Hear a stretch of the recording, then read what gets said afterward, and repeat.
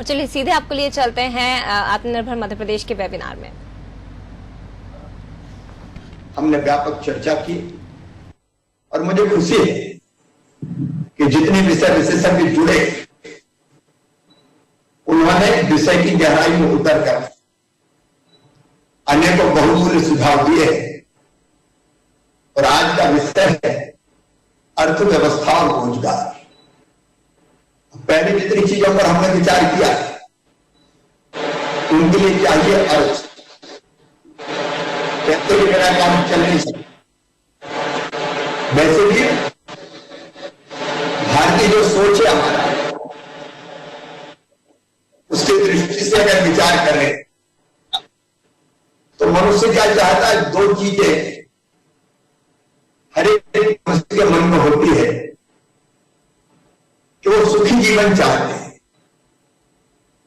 और सुखी कैसे रहे? एक सुखी जीवन चाहता है और कोई कभी मरना नहीं चाहता। अब मरना तो पूरी तरह से हाथ में नहीं है, क्योंकि 100 साल के बाद तो जाना ही पड़ता है। दुनिया में जितने भी विचार प्रारंभ हुए वो इसी से प्रारंभ हुए कि मनुष्य सुखी कैसे हो। पश्चिम से अलग भारत की अवधारणा है कि मनुष्य को सुखी करना है। ये बात सही है कि उसकी बुनियादी जरूरतों की पूर्ति होनी चाहिए। रोटी, कपड़ा, मकान, अपने कहा गया भूखे भजन ना हो, गोपाला धर लो अपनी कंठी माला। भोजन चाहिए, रोटी, कपड़ा, मकान, पढ़ाई लिखाई, दवाई का इंतजाम, और इसके लिए रोजगार भी चाहिए, क्योंकि बिना रोजगार के इनका इंतजाम हो नहीं सकता। हमारे यहां कहा गया है कि मनुष्य केवल शरीर नहीं है, शरीर के साथ साथ मन, बुद्धि और आत्मा भी है। तो शरीर का सुख तो चाहिए, लेकिन मन का सुख भी चाहिए, बुद्धि का सुख भी चाहिए, आत्मा का सुख भी चाहिए। अब इसके विस्तार में नहीं जा रहा है, क्योंकि वो तो धर्म, अर्थ, काम, मोक्ष हमारे यहाँ 4 पुरुषार्थ उसके लिए बनाए। लेकिन आज विशेषकर मैं अर्थ की चर्चा करना चाहता हूं। काम पुरुषार्थ का मतलब है जो विविध कामनाएं और आवश्यकताएं मनुष्य की होती है, उनकी पूर्ति होना, और उनकी पूर्ति करने के लिए अर्थ जरूरी है, पैसा जरूरी है। और इसलिए शायद महाभारत में भीष्म पितामह जैसे विद्वान और महावीर ने ये कहा, पुरुष अर्थ का दास है। और संक्षेप में कहूं तो ये कि देश हो, दुनिया हो, प्रदेश हो, बिना अर्थ के काम चल नहीं सकता। और आज का जो चिंतन है, सोच है हमारा, वो सड़क हो, बिजली हो, पानी हो, शिक्षा हो, स्वास्थ्य हो, सुशासन हो, उसके लिए धन कैसे जुटाएं, अर्थव्यवस्था मजबूत कैसे हो। मानी जैन जी ने आज बड़ी उपयोगी बात हमारे सामने रखी। मध्य का पिछले दिनों भी प्रयास किया। हम बीमारू राज्यों में थे, लेकिन बीमारू राज्य से सड़क, बिजली, पानी का इंतजाम करते हुए, कृषि के क्षेत्र में विकास करते हुए हमारी चिंता है पूरे मध्य प्रदेश में लघु और कुटीर उद्योगों का भी जाल बिछा। हमने पहले भी प्रयास किया है कि इंडस्ट्री आए, उद्योग आए। उसके लिए हमारी औद्योगिक नीति जो है, इंडस्ट्रियल पॉलिसी, उसको भी हमने बहुत प्रोग्रेसिव बनाया। और मुझे खुशी है कि कई बड़े उद्योग मध्य प्रदेश में स्थापित हुए, छोटे छोटे उद्योग भी तेजी से आए। हम उस दिशा में बहुत गंभीरता से काम कर रहे हैं। कृषि के क्षेत्र में हमने काफी काम किया है। हमारी ग्रोथ रेट आश्चर्यजनक रूप से कई वर्षों तक 20 के आसपास रही। सिंचाई के साधनों का हमने विस्तार किया और 42 लाख हेक्टर जमीन लगभग सिंचित कर दी मध्य प्रदेश। बम्पर उत्पादन हमारा, लेकिन हमारे सामने समस्या उसके दाम ठीक मिले किसान। एक प्रधानमंत्री जी प्रयास कर रहे हैं, कल ही उन्होंने एग्रो, कल परसों एग्रो इंफ्रास्ट्रक्चर आत्मनिर्भर भारत के उनके संकल्प के तहत उसको लॉन्च किया है। अब खेती में हमको इंफ्रा भी चाहिए और वैल्यू एडिशन भी चाहिए, ताकि किसान को दाम मिले और हमारा जो कच्चा माल है उसके आधार पर हम कई चीजें फूड प्रोसेसिंग की बात जैसे जयंत जी कह रहे थे, उस दिशा में हम आगे बढ़ के भी रोजगार लाए। जरूरी नहीं है कि बड़े बड़े उद्योग आए, स्टार्टअप हम शुरू कर सकते हैं मध्य प्रदेश में। वेंचर कैपिटल फंड हमने पहले बनाया है। स्टार्टअप की हमारी अपनी नीति है, उसमें सुधार की जरूरत है, मैं महसूस कर रहा हूं। उसके बारे में विचार करके फैसला करेंगे। लेकिन कोरोना काल में हमने देखा कि अर्थव्यवस्था का पहिया जरा भी रुक जाए तो चारों तरफ हाहाकार मच जाता है। अर्थव्यवस्था रोजगार दोनों ऐसे विषय हैं जो विकास और प्रगति की गाड़ी में ईंधन का काम करते हैं। हम मध्य प्रदेश में कोरोना काल में लगभग 27,000 करोड़ का नुकसान तो हमको हो गया। तो रेवेन्यू हमारा आना था वो 3-4 महीने में ही हम इतना पिछड़ गए। लेकिन हम अब ये सोच के बैठे नहीं रह सकते कि पैसा नहीं है, पैसा नहीं तो काम बंद नहीं किया जाता है। सरकार का काम है कि पैसा नहीं तो पैसे का इंतजाम करे। मैं मानता हूं कि आज जब हम विचार करेंगे तो पहली चीज हमको ये सुनिश्चित करना चाहिए। अभी प्रधानमंत्री जी ने बहुत अच्छा इनिशिएटिव लिया स्ट्रीट वेंडर्स के लिए 10,000 रुपए तक कल 10,000 रुपए उनके लिए काफी बड़े उनका काम धंधा चलाने के लिए। तो जितने विशेषज्ञ विचार कर रहे हैं, मेरा अनुरोध है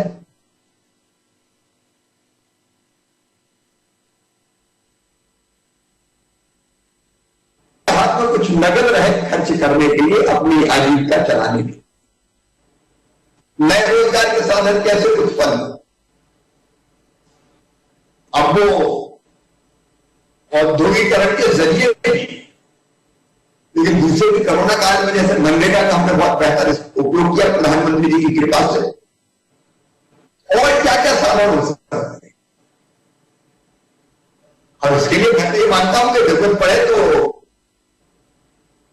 हमको आउट ऑफ बजट भी बोरिंग करनी चाहिए। उधार लेके अगर हम जरूरी चीजों में खर्चा करते हैं तो वो बुरा नहीं है। उसका इंतजाम कहां से हो सकता है, कैसे हो सकता है, इसके बारे में हमको विचार करना चाहिए। कारोबार के लिए पर्याप्त पूंजी कैसे उपलब्ध कराएं? प्रधानमंत्री जी ने एमएसएमई की भी चिंता की है। इस समय एमएसएमई को भी पैसा चाहिए, उद्योगों को भी पैसा चाहिए। तो विचार के केंद्र ये होना चाहिए कि कारोबारियों को, चाहे वो उद्योगपति हो चाहे अन्य सेक्टर के हो, उनके पास पूंजी की उपलब्धता चाहिए। वित्तीय सेक्टर की समस्याओं को हम हल कैसे करें? अलग अलग देशों ने इस दिशा में कई प्रयास किए। मध्य प्रदेश भी संजीदा है, उसलिए हम संभव उपाय करें जिससे हम पूंजी की उपलब्धता हम बढ़ा पाए। सबके लिए पढ़ाई और सबके लिए कमाई। अभी नई एजुकेशन पॉलिसी आई, एक बहुत अच्छी चीज है वोकेशनल एजुकेशन 6वीं क्लास से। हमारे बच्चे केवल ये सोचने होना चाहिए कि राजा काम है तो कुछ नहीं करेंगे, केवल पढ़ेंगे। कल भी मैंने कहा था कि अगर थोड़ा सा काम स्कूल में कर लें तो मीडिया में हल्ला मच जाता है कि बच्चों से काम करवा लिया। उनको काम करना सीखना चाहिए। तो शिक्षा की ऐसी व्यवस्था तो रोजगार के साथ जुड़ी है, उसका रोड मैप हमको तैयार करनी पड़ेगा। अभी जब हमारे प्रवासी श्रमिक लौट के आए, हमारे सामने समस्या थी, उनमें से केवल श्रमिक नहीं थे, कई स्किल थे, उनके हाथों में कौशल था, जो फैक्ट्री में काम करता था कोई कॉन्ट्रैक्टर के यहां कोई काम करता था, कोई बिल्डर के यहां काम करता था, और हमने जब उनकी स्किल मैपिंग की तो हमने रोजगार सेतु पोर्टल बनाया। स्किल मैपिंग में 7,30,000 ऐसे श्रमिक थे जिनको कोडिंग में काम आता है। हमने नियोक्ता ढूंढे कि किन के इनको काम मिल सकता है। बता दें, खुशी 31,700 से अधिक नियोक्ता जुड़े, और इस पोर्टल के माध्यम से बहुत ज्यादा नहीं, लेकिन अभी 38,900 से अधिक श्रमिकों को स्थायी रोजगार मिल गया है। हम इस प्रयास को लगातार जारी रखेंगे और इसी व्यवस्था को आगे बढ़ाते हुए प्रदेश के सभी युवाओं के लिए एकीकृत जॉब पोर्टल प्रारंभ करने पर विचार हम कर सकते हैं। रोजगार के कौन कौन से अवसर कहां मिल सकते हैं, एक पोर्टल में वो आ जाए, लेकिन हमारे युवा में रोजगार देने वाले बन जाए, केवल नौकरी मांगने वाले नहीं। हम जानते हैं कि सरकारी नौकरियों की बहुत सीमा है। मध्य प्रदेश के आकलन करता था, 60,000 करोड़ रुपया सैलरी बांटते हैं। अब इस साल तो बजट हमारा कम हो गया है थोड़ा कोरोना के कारण, लेकिन 1.5-2 लाख रुपए के बजट में से 60,000 करोड़ रुपया केवल सैलरी, बाकी कामों के लिए फिर पैसा बचाना और उसकी व्यवस्था करना, और ये सरकारी नौकरियों की सीमा है। जितनी जरूरत है वो जरूर देंगे, लेकिन नौजवानों को कैसे हम प्रेरित करें कि वो खुद अपना छोटा काम शुरू करके छोटा बड़ा खुद वो रोजगार देने वाले बन जाए। इस पर हमको विचार करना पड़ेगा। इसलिए स्टार्टअप से लेके एमएसएमई तक हमारा जो टैलेंट है वो हताश ना हो, निराश ना हो, उसको प्रेरित करना, पूंजी की व्यवस्था कराना। हमने पिछले टर्म में एक योजना शुरू की थी, युवा उद्यमी योजना। उसमें कोई इंडस्ट्री अगर लगाता था नौजवान, उसकी गारंटी सरकार देती थी और उनको 2 करोड़ रुपए तक का लोन, जैसा प्रोजेक्ट हो 2 करोड़ रुपए तक की गारंटी सरकार देती थी, और उसमें सब्सिडी भी थी। हम अपनी तरफ से भी पैसा उसमें 15% तक सब्सिडी देने का काम करते थे। उसमें नए सिरे से विचार करने की जरूरत है। महिला सेल्फ हेल्प ग्रुप एक बड़ी ताकत है। आज प्रधानमंत्री जी ने कहा है लोकल को वोकल बनाओ, इसलिए मुझे लगता है इस कोरोना काल में हमने देखा सेल्फ हेल्प ग्रुप पोषण आहार प्रदान करने से लेकर मास्क बनाने तक, सैनिटाइजर बनाने से लेकर पीपीई किट बनाने तक, स्कूल की यूनिफॉर्म बनाने तक। हमारे देश में सेल्फ हेल्प ग्रुप पोषण आहार बना रहे हैं, अपनी फैक्ट्री लगा रहे। एक ग्रुप को जानता हूं जिसने मुर्गी पालन का काम शुरू किया, और उनका सेल्फ हेल्प ग्रुप का सर्वे, उसका साल भर का टर्नओवर 300 करोड़ था। कोरोना में उनको नुकसान हो गया, ये अलग बात। तो महिलाएं चमत्कार कर सकती है, और इसलिए कैसे हम इन समूहों को आर्थिक रूप से मजबूत करें, इनके हाथों में कौशल आए, इनको पैसे की व्यवस्था करें। मध्य प्रदेश में देखिए 4% उनको लोन हम देंगे, और क्या किया जा सकता है उनके उत्पाद की मार्केटिंग, पैकेजिंग, उस पर हम कैसे सहयोग कर सकते हैं। Market linkage, knowledge linkage, bank linkage, इनके माध्यम से उनको और सशक्त बनाने पर विचार करना चाहिए। आज जब आप विचार करेंगे तो इस पर भी ध्यान देंगे। एमएसएमई सेक्टर की बात मैंने अभी आपसे की है। एक बात मुझे और लगती है, आईटीआई के नाम पर स्किल डेवलपमेंट मिशन प्रधानमंत्री जी बहुत चिंतित है। बड़ी गंभीरता से देश पर काम हो रहा है। हम मध्य प्रदेश के युवाओं के कौशल का, किस कौशल की जरूरत है, आने वाले समय में कैसे स्किल मैन पावर चाहिए, इसका आकलन करके हम अपने ITI को मध्य प्रदेश में हम ग्लोबल स्किल पार्क बना रहे हैं 600 करोड़ रुपए की लागत से, सिंगापुर के सहयोग से। लेकिन इन कौशल की पहचान जिनकी मांग देश विदेश और प्रदेश के बाजारों और उद्योगों में सबसे ज्यादा है, हम गैप मैपिंग करके और उसकी पूर्ति करने की दिशा में काम करें। जब मध्य प्रदेश देखता हूं तो एक विचार मेरे मन में आता है, हर एक जिले की हमारी कुछ ना कुछ व्यवस्था है, विशेषता है। महेश्वर साड़ियां, चंदेरी साड़ियां, बाग प्रिंट, अरे हमारे मजदूर कर रहे हैं काम। निमाड़ की मिर्च, मूंगफली,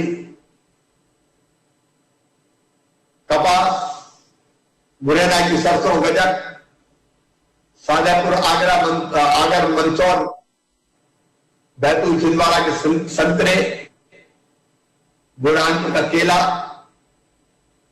मंदसौर नीमच का लहसुन, एक नहीं अनेक हर एक जिले में कुछ ना कुछ, तो उस पर आधारित उद्योग की स्थापना हम कर सकते हैं।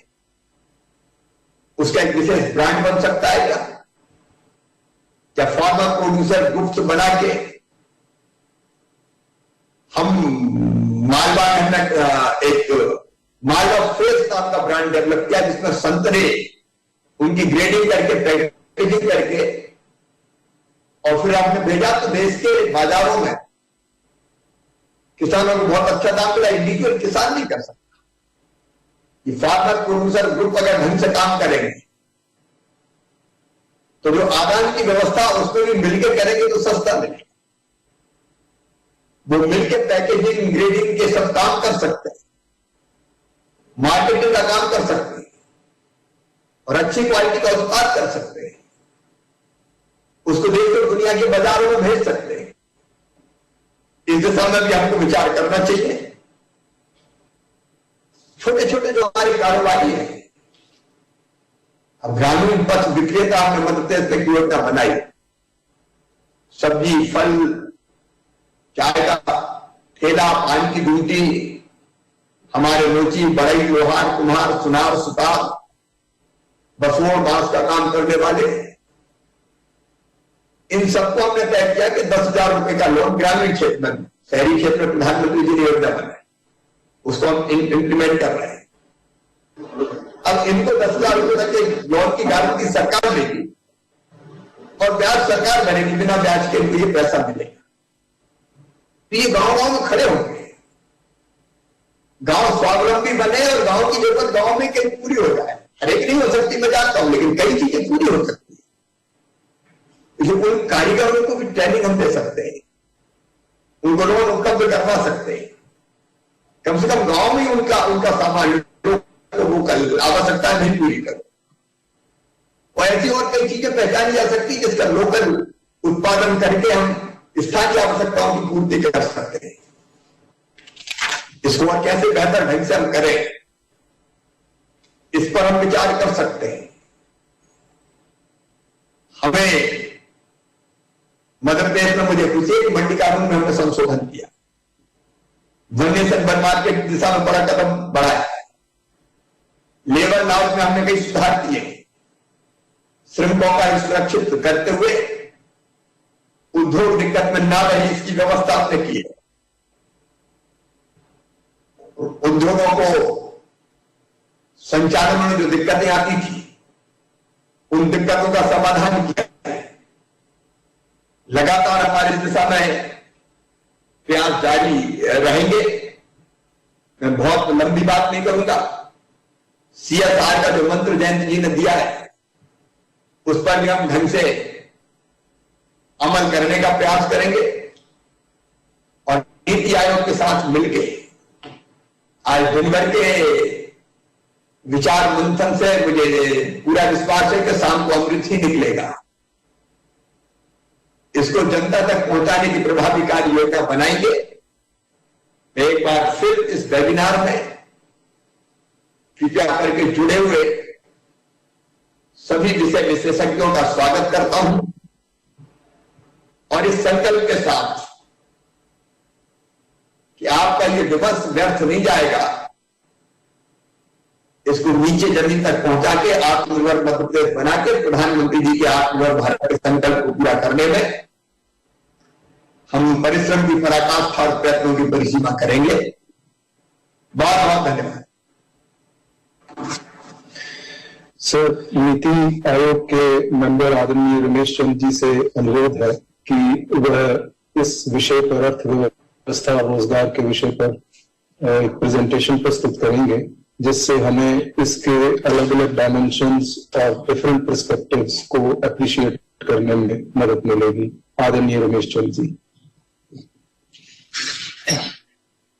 मध्य प्रदेश के परम आदरणीय मुख्यमंत्री श्री शिवराज सिंह चौहान जी, मध्य प्रदेश मंत्रिमंडल के सदस्यगण, member parliament Shri Jayant Sinha ji, chief secretary, वरिष्ठ अधिकारी, मेरे नीति आयोग के साथी और इस वेबिनार से जुड़े हुए सभी साथियों, मैं सबसे पहले आभारी हूं मध्य प्रदेश सरकार का कि इन्होंने जो प्रधानमंत्री का सपना है आत्मनिर्भर भारत का, इसे हासिल करने में पहल की। मुझे नहीं लगता कि किसी और स्टेट ने अभी तक इतना सीरियसली इस दिशा में कदम उठाए हो।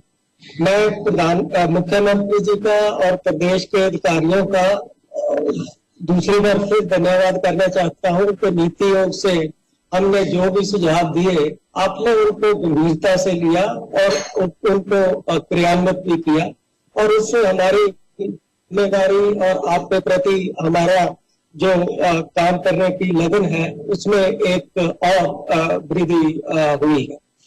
समय कम है तो मैं स्पेसिफिकली पॉइंट्स पे ही आऊंगा, एलैबोरेशन करने के लिए शायद कभी फिर समय मिलेगा, लेकिन एक मोटे मोटे कुछ हिंट्स जो मुझे आ रहे हैं और जो मुख्यमंत्री जी ने अपना कॉन्टेक्स्ट बताया उस पे केंद्रित करके कुछ कहूंगा। इस वेबिनार में हम जो है इन्वेस्टमेंट, गुड गवर्नेंस, एजुकेशन और इकोनॉमी पे बात कर रहे हैं। मैं समझता हूँ ये आत्मनिर्भर के एरिया नहीं है, ये आत्मनिर्भर बनने के लिए सोर्सेज है कि हम कैसे आत्मनिर्भर बने। तो मुख्यमंत्री जी, मैं सबसे पहले आपसे निवेदन करूंगा कि पहले प्रदेश अपनी एक प्राथमिकता बना ले कि हम आत्मनिर्भरता कहाँ कहाँ किस किस क्षेत्र में लाना चाहेंगे। मेरे विचार में आपको सबसे पहले आत्मनिर्भर रोजगार में कैसे हो इसके बारे में सोचना चाहिए।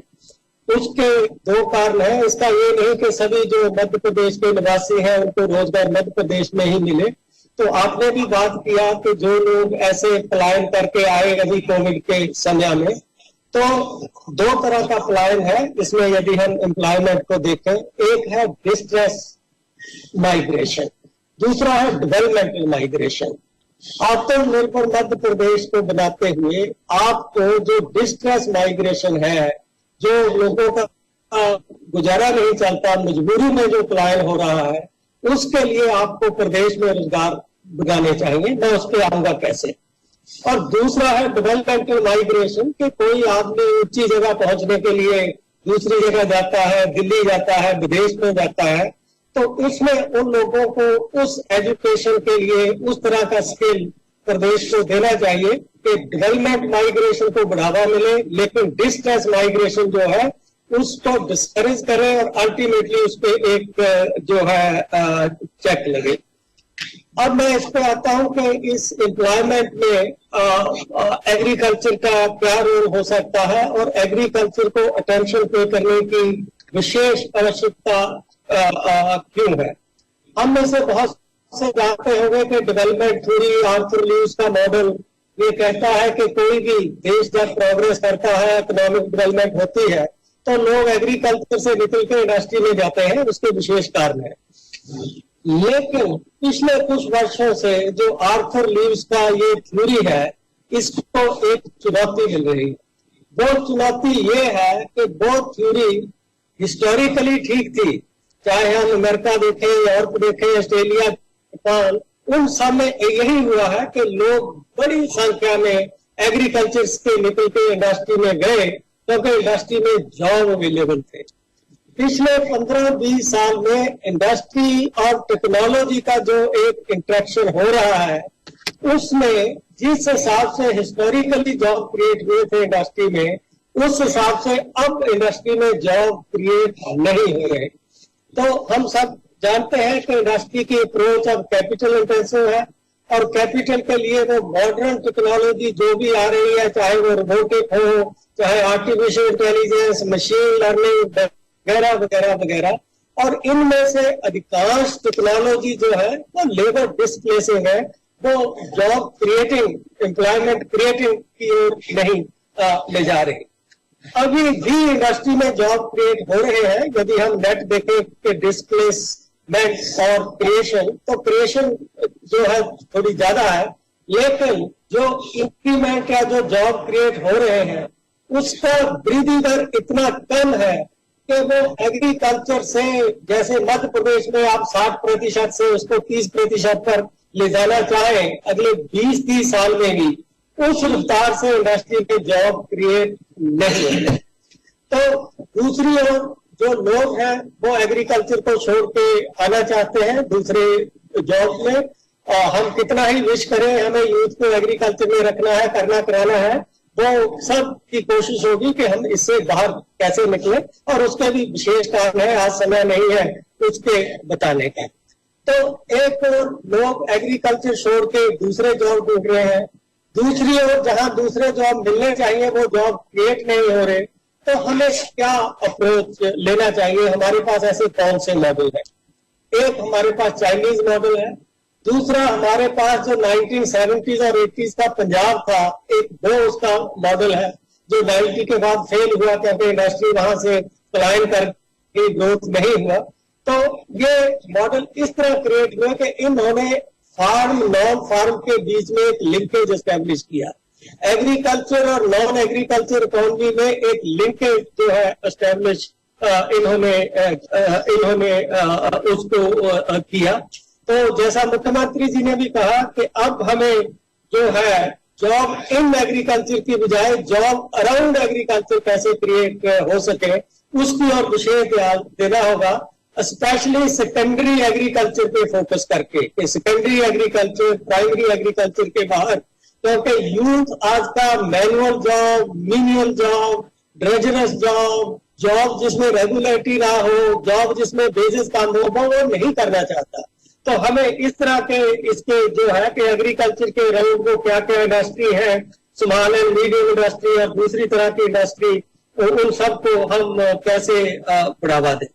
इसको बढ़ावा देने के पीछे ही जो नई एग्रीकल्चर पॉलिसी रिफॉर्म के आए हैं वो इसीलिए किए गए हैं क्योंकि वो एक ग्राउंड प्ले करते हैं कि हम पोस्ट हार्वेस्ट एग्रीकल्चर में किस तरह से जो है जॉब क्रिएट करें और कारपोरेट इन्वेस्टमेंट को हम कैसे लाएं in agriculture, around agriculture and for agriculture. क्योंकि अभी कारपोरेट सेक्टर केवल अपनी 0.47% इन्वेस्टमेंट एग्रीकल्चर में करता है, बाकी 99.6% वो नॉन एग्रीकल्चर में करता है। तो ये उसको अट्रैक्ट करना नए एनवायरमेंट, नए रूल के हिसाब से कराने के लिए ये एक बहुत महत्वपूर्ण है, जिसको मैं सिर्फ एक हिंट दे सकता हूँ, कभी इलेबोरेशन करने का समय मिला तो करूंगा। थोड़ी सी एक दो चीजें एमपी की एग्रीकल्चर के बारे में। मुख्यमंत्री जी ने भी कहा कि ग्रोथ रेट हाईएस्ट रहा है, गुजरात और मध्य प्रदेश दोनों साथ साथ किसी समय चल रहे थे कि डबल डिजिट ग्रोथ में एग्रीकल्चर में। अभी भी टॉप 2 स्टेट में है मध्य प्रदेश ग्रोथ रेट में 8% के लगभग ग्रोथ रेट है यदि हम 11 से 18-19 देखें। लेकिन ये जो मध्य प्रदेश में इतना ज्यादा एग्रीकल्चर का ग्रोथ हुआ, ये मैटर ऑफ प्राइड भी है और मैटर ऑफ वरी भी है।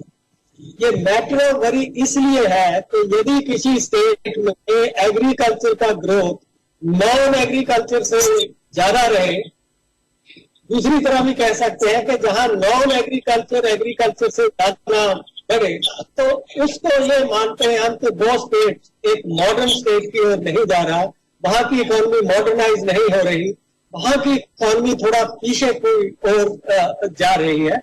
चाहे जो एग्रीकल्चर में है वो मैटर का प्राइड है, वो सारा है, लेकिन इसको ब्रीफ में इसका सोल्यूशन ये है, ये नहीं है कि हमने एग्रीकल्चर की ग्रोथ को कम करना है। हम जो आपका नॉन एग्रीकल्चर का ग्रोथ अभी 6% के लगभग है, हम उसको कम से कम 10% पे कैसे ले जाएं।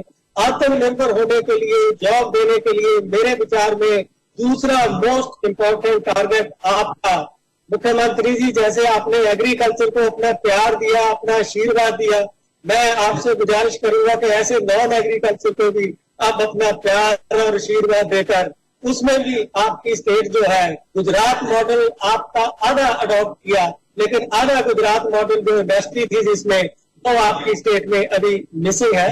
ये चीजें इंपॉर्टेंट है आपको बताने के लिए, इसीलिए ये वेबिनार होगा। एग्रीकल्चर में दूसरा है कि यदि हम आत्मनिर्भर एग्रीकल्चर को बनाना चाहते हैं तो हमारे जो प्रेजेंट प्रोडक्टिविटी लेवल है उस पे जो आत्मनिर्भर होने के गोल है वो नहीं हासिल हो सकते। पिछले 40 वर्षों में सोयाबीन की यील्ड 1 टन प्रति हेक्टेयर पे टिकी हुई है, जो मुख्य देश है 50 टन क्रॉस कर चुकी है।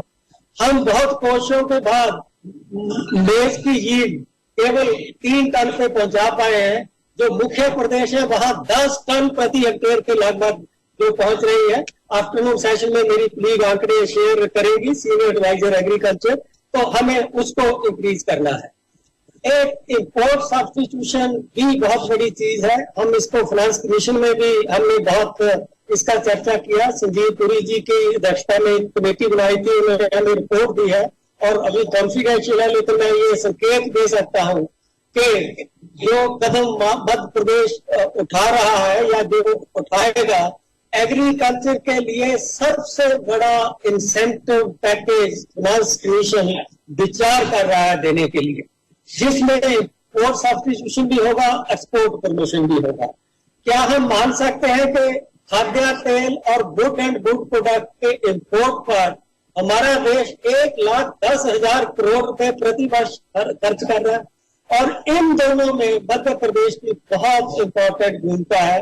यदि हम खाद्य तेल में अपनी निर्भरता इम्पोर्ट पर 60% से 40% लाना चाहें, या हम 40% अपनी गुड प्रोडक्ट की इम्पोर्ट से बीट कर रहे हैं, और लाखों हेक्टेयर एरिया मध्य प्रदेश में खाली पड़ा हुआ है जहां गुड हो सकती है, जहां ट्रीज हो सकते हैं।